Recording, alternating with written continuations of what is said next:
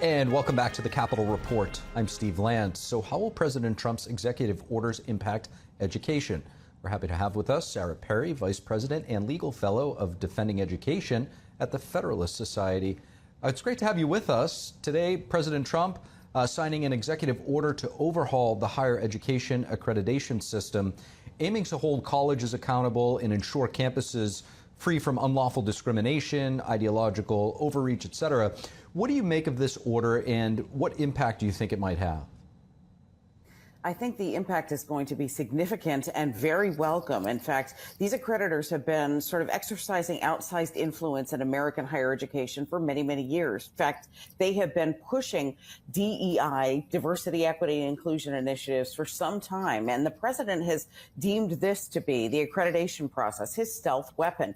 Accreditation comes through the Higher Education Act of 1965, and the Department of Education can cherry pick, essentially approve those accreditors who are suited to assess and evaluate higher education rigor and academic excellence. The problem is, because most of these are private, non-governmental organizations, they can infuse whatever worldview they want. So, for example, the American Bar Association now requires, in order to approve ABA law schools, 2 credits at least in diversity, equity, and inclusion, and implicit bias before an individual can graduate from an ABA-approved law school.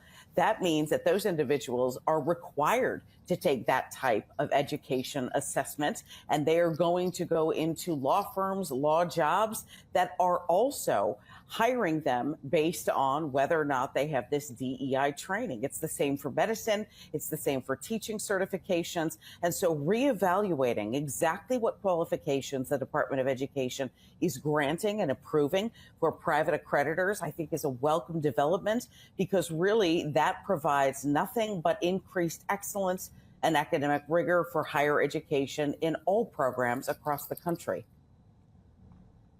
Your organization, Defending Education, tracked down more than $300 million in donations to DEI, diversity, equity, inclusion programs throughout institutions.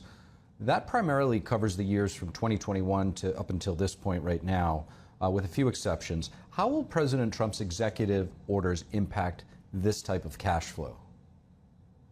I think they're closely aligned. And what we discovered is after the George Floyd riots, we saw an increase in push for DEI, race essentialism, essentially, in fundraising through these particular grant programs. 148 institutions in 44 states nationwide. It really was a surge in these types of discriminatory programs dedicated explicitly to race or national origin. And we're keeping very much in line with what the Department of Education, with the White House, wants specifically for American education, which is the elimination of political ideology, the elimination of race discrimination, and a return to educational excellence. We've seen nothing but a downward slide just for all the money that we've expended, billions of dollars, $3 trillion since the Department of Education's institution in 1979, and we have nothing but abysmal National Association of Education Placement scores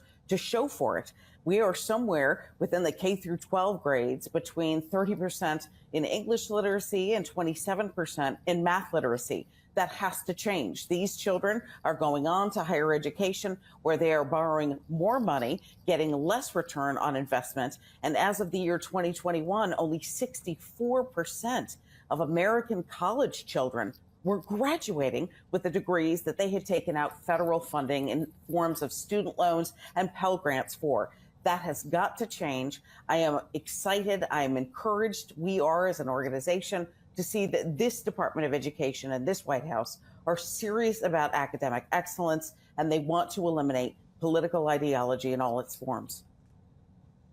What would your message be, or what would you say to some minority folks out there who have experienced discrimination and may feel as though these DEI programs were there to offset some of those discriminatory things that may have happened to them? I would say we hearken back to the progenitors of the civil rights movement in the 1960s, including Martin Luther King Jr., who said, "It is my dream for my children that they are desired to be judged by the content of their character and not the color of their skin." Civil rights law works for all Americans, whether they are Asian or Jewish, whether they are white or African American, and we cannot pick sides in race debates or give preferential privileges to individuals based on their race perspectives or their nationalities. We saw the Supreme Court strike this down 2 years ago in Students for Fair Admission versus Harvard and Students for Fair Admission versus University of North Carolina. They said eliminating race discrimination means eliminating all of it. And I think that's something that benefits all American students, no matter what their race is.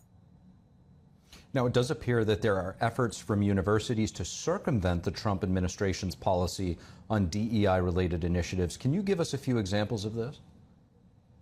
We have excellent researchers. We've discovered actually more than 413 universities or university programs related to diversity, equity, and inclusion, these types of race discriminatory programs that have been rebranded or have gone underground. They've been hidden. They've been given different names. They have been renamed or their qualifications have been different, but they are essentially the exact same programs. This is important, I think, for the public to recognize that these discriminatory programs are continuing in force, but they are doing so under the radar. And it's our job at Defending Education, and our researchers are working fast on this project to essentially prevent the rebranding of these types of discriminatory programs. We filed, for example, a federal civil rights complaint against the University of California, Berkeley over its environmentalist of color scholarship, saying explicitly preference was going to be given to Black or Indigenous people in the granting of a 4-year stipend in the environmental study program. Well, that again is federal funding that is doled out on the basis of one's individual race. The Supreme Court has already said that's unconstitutional and a violation of federal civil rights law. They have rebranded it since then, but we're going to be keen to determine whether or not they have actually eliminated race discrimination in federal funding programs. That will, in the end, be the essential calculus for DEI initiatives in the United States. Sarah Perry, appreciate your perspective. Thank you. Thanks so much.